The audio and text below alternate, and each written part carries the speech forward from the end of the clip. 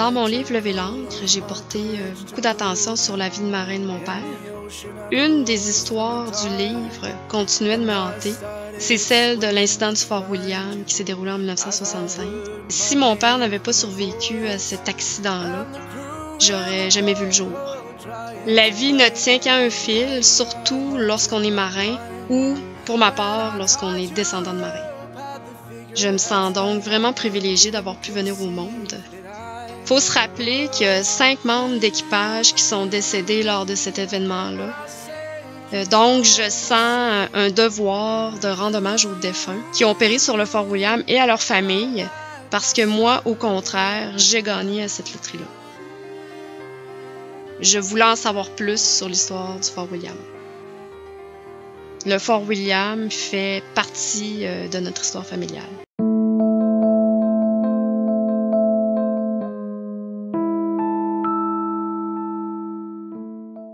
Yvan Gingras est un fidèle observateur de navires le long de la voie maritime. M'a appris que son père Benoît avait participé à la construction du Fort William, puis avait aussi participé à sa réparation suite à son accident à Montréal. Donc, tout de suite, j'ai pensé que ça serait vraiment intéressant de l'entendre. Des beaux petits bateaux, ça. En arrière, sont orange. Je suis un moteur, là. Nous autres, on va installer des moteurs là-dedans, ça.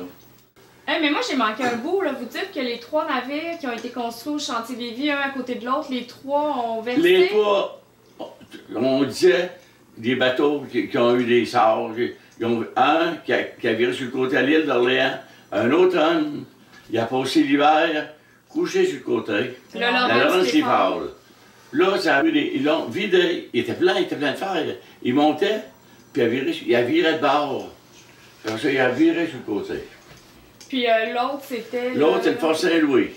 Le Fort Saint-Louis qui a chaviré aussi? Le Fort Saint-Louis est à Montréal. Il partait des États. Le Fort Saint-Louis. Le Fort Saint-Louis, il n'y a pas eu d'accident, le Fort Saint-Louis. Oui, informez-vous de ça. Le Fort William, il a été bâti avant le Fort Saint-Louis. Oui, oui, ça c'est le dernier de la... Non, ça c'est le dernier de la gang, ça. Le dernier de la gang, ça. Fort William, c'est le dernier de la gang, le plus gros et le plus vite de tous les package freighters. Chimon de Cabot. Chimon a coulé à Montréal. C'est le Cabot. C'est le Cabot qui a coulé à Montréal. Même place que lui. À la même place que lui. En quelle année, ça? C'est pas la même année, bonhomme. Hein? 60? C'est la même année, ça? 66. Non. Ma mère Yvonne travaillait au chantier Lévis. Elle faisait partie de l'équipe qui organisait les lancements de navires, dont celui du Fort William. C'est aussi elle qui a été l'entremetteuse pour que mon père décroche son premier emploi d'officier, lequel premier emploi d'officier a été sur le Fort William. Une chance que mon père s'en soit tiré vivant. Puis le Laurence-les-Falls, dans le temps qui était en cale sèche, Oui. je suis allée dessus, moi. Puis c'était comme un fantôme un peu, là. L'eau nous dégoulinait sur la tête, là. Nous autres, on fait les essais, mais comme invités. Parce que le bateau appartenait encore au chantier. Ah oui, OK. Mais toi, papa, t'étais là comme 3e officier invité. Invité. Puis ton frère, Edmond, il était pilote. Ouais. Puis là, ben, M. Gingras, il était des Mécanicien, engins. ça devait Il être était ça, des là. engins.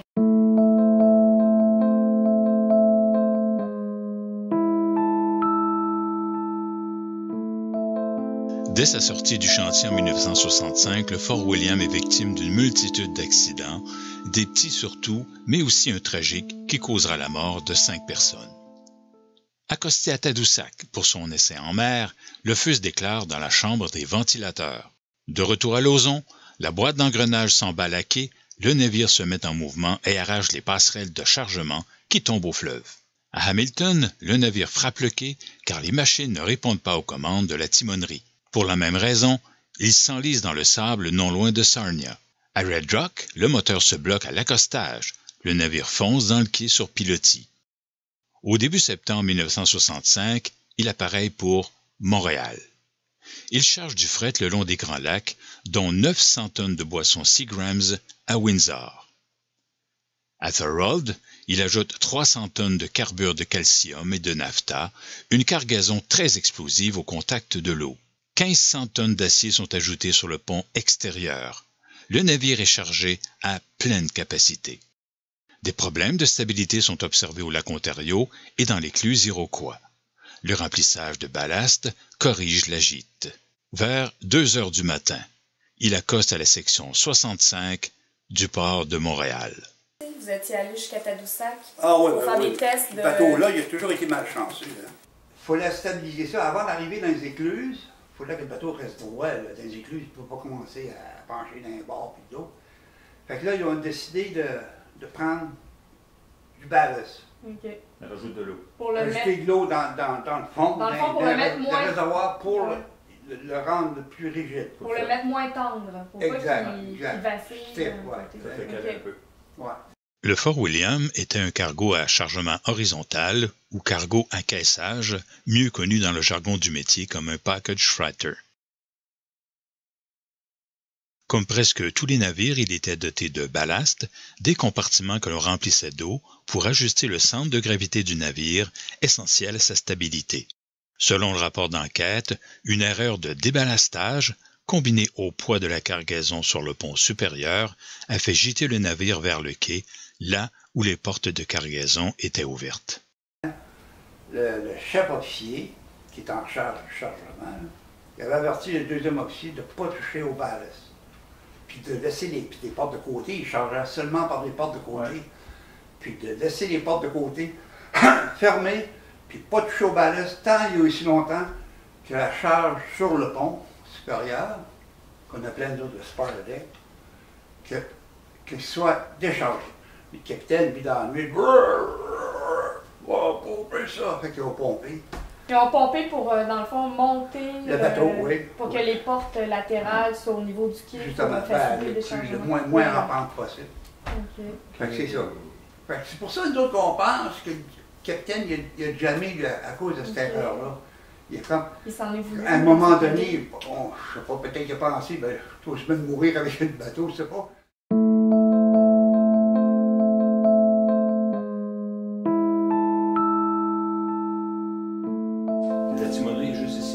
En haut, oui. C'est pas en haut. C'est pas en bas. La cabine capitaine, deuxième maître, chef officier. Puis ma cabine était ici. Dans le fond, j'ai de la misère à comprendre parce que quand le bateau a tourné, là, dans le fond, ici, ça c'était dans l'eau. Non, ça c'était dans l'eau. Ça c'était dans l'eau. Ta cabine était dans l'eau. Ben oui, je suis le seul, moi, qui est sorti. OK, de ce bord-là? Ben oui. T'es le seul? Ouais. Toutes les autres qui sont morts sur ce côté-là. C'est vrai? Ils sont fait prendre. OK. T'étais pas du bon bord. T'étais du mauvais bord aussi. Ben, j'étais du bon. Ah oui, ton bord, de la chance, oui. Oui, c'est mais ça. De la cabine. Je pensais que c'était là. Non. C'est pour ça que tu avais survécu. Non, c'est pas à cause de ça. Moi j'ai survécu. Okay. Parce que c'est ça l'histoire, là. Ouais. Puis quand le bateau a commencé à pencher, imaginez-vous le bruit, puis tout qui s'y tombait, le bruit que ça faisait.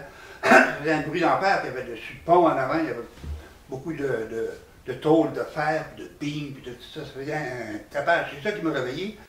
L'escalier, elle descend de même, normalement. Mais là, tu es rendu à l'horizontale, puis là, j'ai sorti ici, dans ce passage-là, en bas. Okay.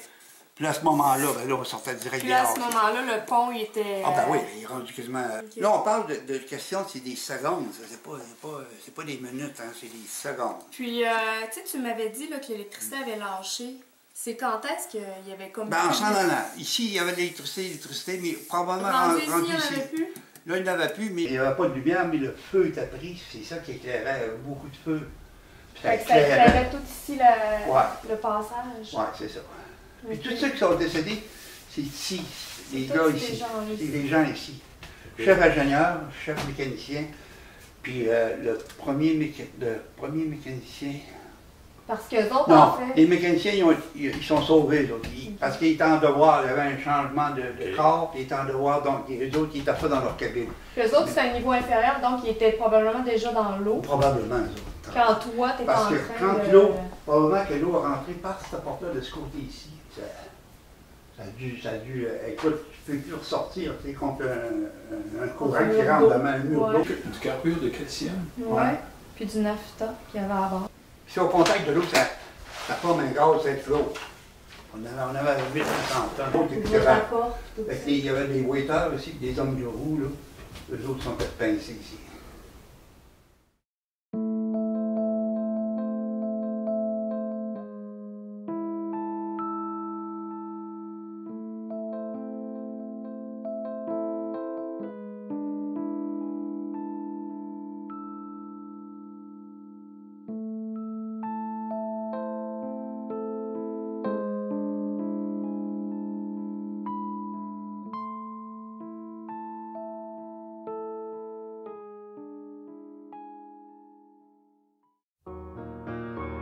J'ai toujours cru que cette histoire avait induit certains comportements chez mon père. Je pense qu'il a gardé un souci pointu de sécurité et de rigueur tout au long de sa carrière d'officier de navigation.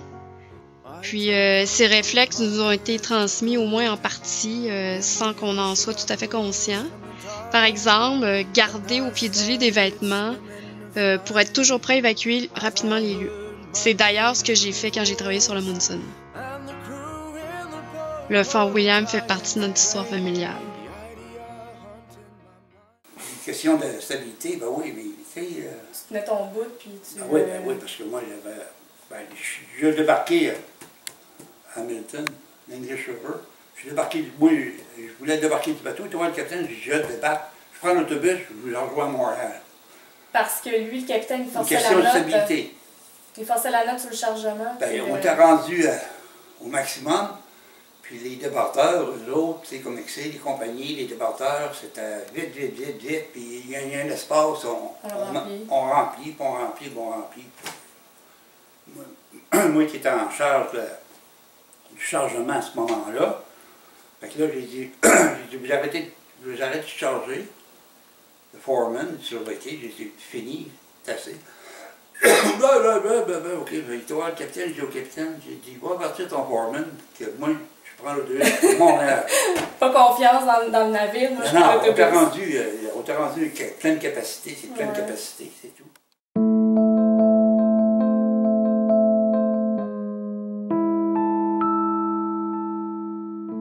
Vous avez refait les moteurs quand le bateau est retourné à Lauson pour se faire... Ils ont juste ouvert là, les moteurs, les compagnies ont envoyé des inspecteurs. Puis nous ont participé à aider à ouvrir les manœuvres. C'est Fairbanks qui ont dû tout. Ils ont tout. L'huile des moteurs restait là. Hein. Ah oui. Ben, l'huile a monté un peu, elle s'est évaporée par les airvents et tout. Mais par contre, les moteurs n'étaient pas endommagés du tout. Donc là, présentement, là, sur le Fort William, ben, sur le Stephen B. Roman qui a traversé l'océan pour aller en Turquie, c'est encore les moteurs d'origine? Ah, c'est les mêmes moteurs, C'est les mêmes moteurs. C'est bon pour des... ça n'a pas de bout, ces moteurs-là. C'est Fairbanks, là, c'est... C'est des Fairbanks, des Fairbanks doubles, des pistons opposés. Mais ça, c'est quand tu chargeais le boisson au chantier, ça? Non, c'est quand ils ont vidé... Quand ils ont enfoué le bateau à Montréal, ils l'ont tué, ils l'ont remorqué à Mieux-des-Vies. Celui-là? Oui. Oui. Okay. Là, on l'a rentré dans le dock, ils l'ont rentré dans le dock. Puis là, il était réparé à Montréal, par exemple. Il avait pompé seulement. Hein? Oui, il avait sur le pervers de l'acier. Puis là, un jour, on a tout refait le mécanique qu'il y avait à bord, mais il fallait qu'il vide le bateau. Puis là, ils ont mis des gros bancs dehors en acier. Puis cette boisson-là, il fallait qu'ils mettent dans des barils. Comme là, les journaliers emmenaient les caisses de barils, sous surveillance, là. Puis là, le monde cassait ça avec des baguettes, avec des lunettes habillées en astronaute, là. Puis cassait ça des baguettes, puis ça coulait dans les barils, là. Comme là. Pourquoi ils ont mis ça dans les barils? Parce qu'ils ne pouvaient pas consommer ce stock-là. Parce que ce stock-là, ils prétendaient qu'il était contaminé. Ou c'était un stock qui était pas vendu à l'étiquette, si vous voulez. Avez-vous une bouteille? Ça, c'était tout dans la cabine du troisième officier? Mais... Non, j'avais juste une bouteille de scotch. Il y avait une dompe à Lauson, au petit chantier, à gauche. Plus à l'ouest du petit chantier, il y avait une dompe, là. Ouais. Puis les gars, ben, moi, l'histoire de la boisson, j'ai pas la même version que vous. Moi, on va dire, là, il y avait de la police montée qui était... Parce qu'il y avait 900 tonnes de VO Seagram à bord, hein. 900 tonnes, c'est assez pour saouler Lauson un bon bout de temps. Il vidait le bateau, il vidait dans un truck, la police montée était là, puis la police montée était à la dompe. Puis il rendait à la dompe, puis il cassait les bouteilles, puis les bouteilles qui se rendaient. Mais entre le bateau et la dompe, le camionneur qui passe. Il faisait un petit détour. Le truck arrivait à l'autre bout de quasiment vide. On était en cale sèche à Lauson, puis il rentrait à le navire. OK, Fort William. c'est pour ça que vous avez pris des photos du Fort William. Vous étiez sur place au chantier quand le navire est arrivé. Oui. Puis là, vous, quand cet accident-là est arrivé, là, je pense que vous étiez à bord d'un navire de la gare côtière. Puis c'est en revenant d'un voyage du Nord, là, au mois de septembre, que vous avez appris. Est-ce que vous étiez sur le navire quand vous avez appris l'accident? Oui. Vous l'avez appris à bord? À bord du navire. Puis sur le coup, J'étais pas sûr que c'était lui qui était sur ce navire-là. OK. Quand vous avez appris que le Fort William s'était renversé dans le port, comment est-ce que vous avez... de quoi vous on va dire, jasez, ça se parlait beaucoup. Il disait que les 3 bateaux à bâtir, on calait. C'est une affaire qui n'est jamais arrivée, ça. Puis eux autres, qu'est-ce qu'ils disaient au bureau, étant donné que c'était un de leurs bateaux? Ben, qu'est-ce qu'ils disaient de ça? ils trouvaient ça épouvantable. En plus, il n'y avait même pas 6 mois. Puis là, c'était quoi leurs appréhensions par rapport à... C'est pas le bateau, c'est les morts, hein, les 5 gars qui sont morts. Ouais, ça les inquiétait? Ben, oui. L'accident, c'est dû à quoi? Sur le Fort William? C'est une question de stabilité. Stabilité. Mal chargé. Mal déchargé. Non, ça n'a pas mal chargé. Ça a été mal géré. La situation a été mal gérée. Le bateau, il était chargé, il n'était pas surchargé. Et en arrivant à Montréal, les ordres étaient qu'on déchargeait le pont. En haut. En haut, en premier. Le bonhomme, le capitaine s'est fourré le nez là-dedans. On va ouvrir les portes de côté. Puis le chef officier avait dit pas d'ouvrage de porte. Puis on décharge en haut. Puis mais que ce soit déchargé en haut, là on ouvre les portes pour alléger là, un peu. Les amarres étaient subtiles, les autres en montant, ça a aidé aussi à tirer vers le quai. Puis les portes, les portes ouvertes, c'est à peu près 6 pouces d'eau. Hein. C'est 6 pouces avant que l'eau embarque. Oh boy, OK. Oui, c'est ça. Quand tu es chargé, les portes, tu ouvres les portes, l'eau est à 6 pouces. Ah, puis il a fait ouvrir les portes quand même. Ben, c'est ça. Ça fait drôle, là. Je prends l'avion, moi, à Montréal, pour Toronto. Puis, je m'en allais sur le Murray Bay. Puis une femme à côté de moi, on commence à parler de ça. C'était la femme, justement, à Barber. Ben voyons donc. Ouais, il veut dire dans la vie, hein. Fait que vous avez parlé de ça, ouais. l'accident. Puis Paul Barber, lui, justement, parlait de ça. Barber, tout lui a passé sur le dos, il était mort. Ah, c'est facile. Ils en ont mis la responsabilité, ah, oui, c'est ils en ont mis pratique. Ah ouais, puis elle était... Ça faisait combien de temps là, que ça s'était produit? C'était après la cour, ça devait à peu près un mois après l'enquête. Ouais. Après un mois après l'enquête. Elle devait être triste. Ça a dû faire bizarre d'être assis à côté d'un survivant. Hein? Ben oui.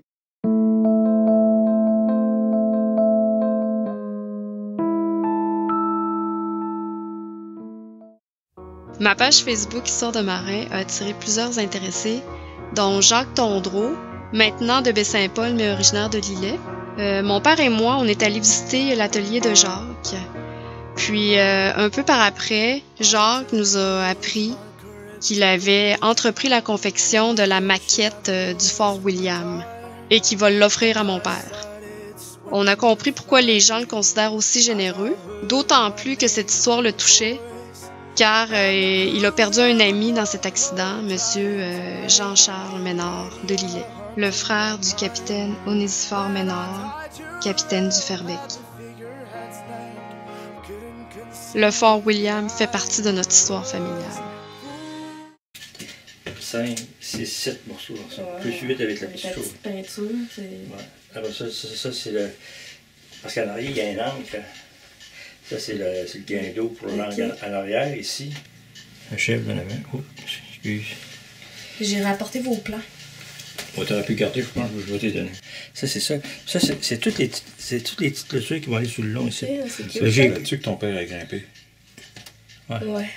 Regarde, ça, je vais coller ça là. Puis j'en ai des plus longues qui vont s'en venir ici. OK. J'ai pensé qu'une modélisation 3D permettrait de mieux soutenir le documentaire, surtout pour comprendre qu'est-ce que c'est d'évacuer un navire quand le mur devient plancher. Je savais qu'un collègue faisait de ce type de modélisation et qui était en plus intéressé au domaine maritime. Je lui en ai parlé, puis c'est avec plaisir qu'il a accepté de relever le défi. Puis, en plus, il m'a proposé de réaliser le documentaire. J'ai toujours aimé les bateaux. Mon père m'amenait souvent sur le quai de Bécomo. Il était gérant du bureau de la Clark. J'ai été directeur du musée de la mer avec la thématique des phares de l'Empress of Ireland. Puis aujourd'hui, c'est mon fils qui m'amène dans ses aventures professionnelles, dont certaines à saveur maritime. Ma passion pour les bateaux s'exprime aujourd'hui plus par la modélisation 3D pour simulateur de vol. C'est un peu comme faire des maquettes, mais sur ordinateur.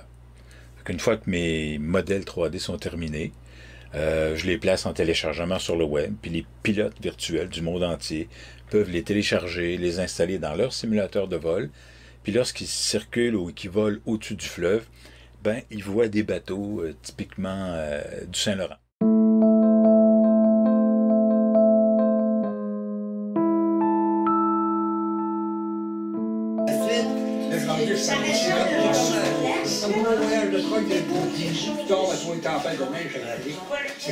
Les jamais qui dépassaient à 8 heures, c'est folie de même, là. Vous avez pensé au Fort Saint-Louis? Oui, oui. Mais Fort Saint-Louis, il y avait un compte plus. Il y avait un plus, En plus, ouais. Il ne fumait pas ce bateau-là. Hein. Je regarde des photos, puis on ne voyait pas de boucan. Une fois qu'il était lancé. Là. Non, ces genres de moteurs-là, quand tu es parti à Spengo, du Canada, ouais. Fait un panache, là. Ouais. Mais tout de suite qu'il est chaud un peu, là, fini. Merci pour le beau travail. Bravo. Santé. Ah, chin, chin. Ouais, ok. Puis mettre ça sur la petite tablette sur le mur, je sais pas. Là.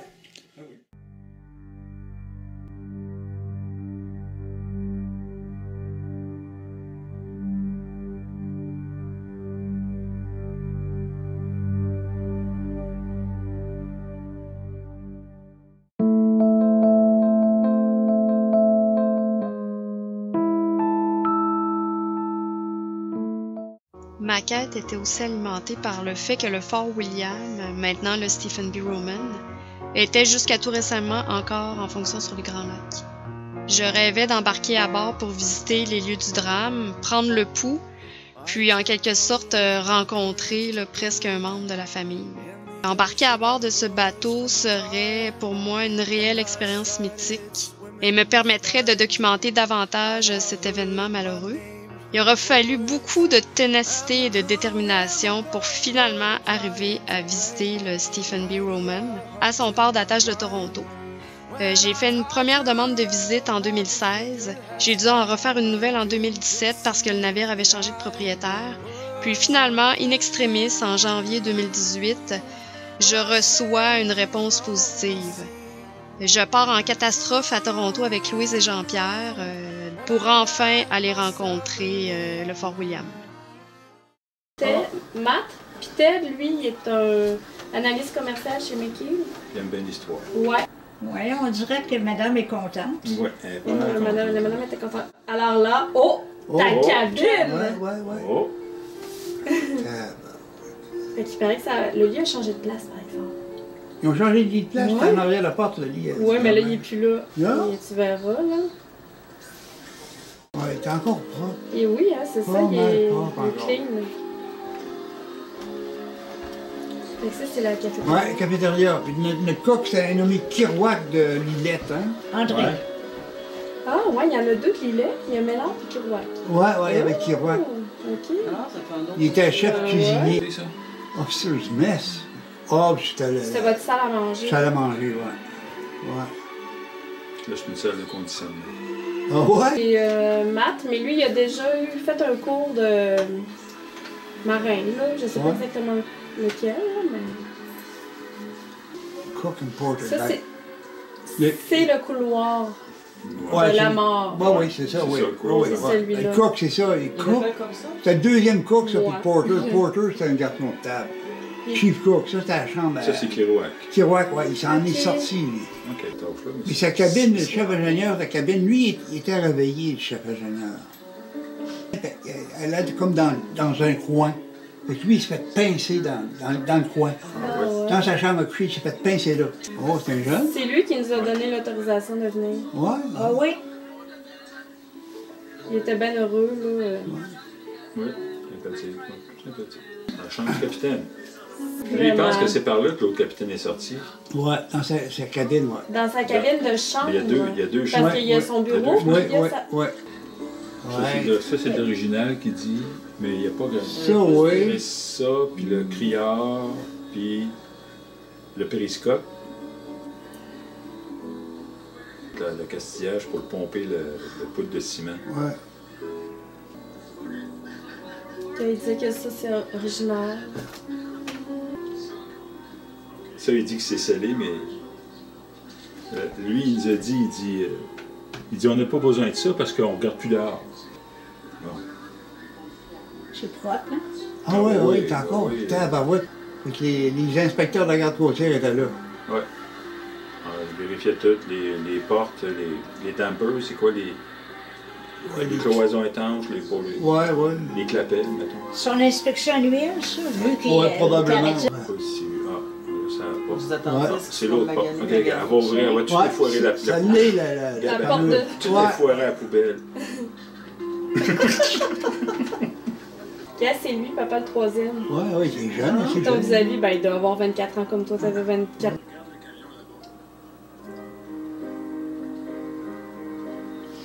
Ouais, c'est encore propre, pas trop de rouille. Ouais, ça me surprend, un bateau de cet âge-là. Les méchants panneaux, quand même. Ça ouvrait comment? Par en dedans. Par en dedans, OK. C'était sur des pentures, là, puis OK, il y avait une petite winch là, pour péter le piton, puis ça ouvrait de même. OK. Puis pour fermer les tanches, là, ben, il y avait toutes on appelait ça des logs, nous autres. Des petits morceaux de fer avec des vis, là, puis on vissait ça. Ah, OK. On vissait ça pour mettre sur les tanches. Oui, comme une porte. Mais embarquer à bord, ça t'aurait fait quelque chose, hein?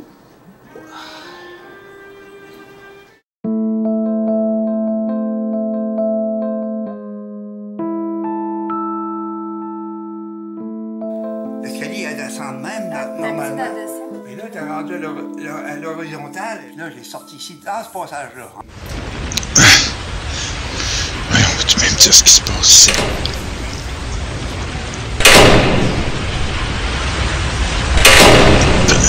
Qu'est-ce qui se passe? Et... Voyons. Maudit, on est en train de couler, coudon.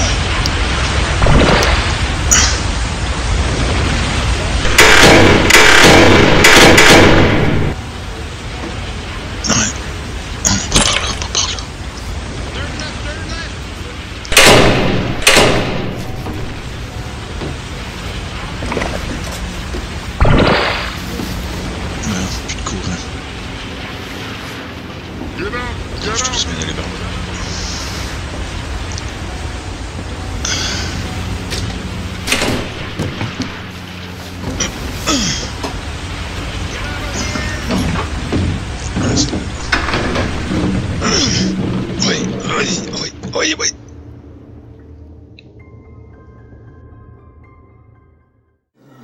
Oui, oh mon Dieu.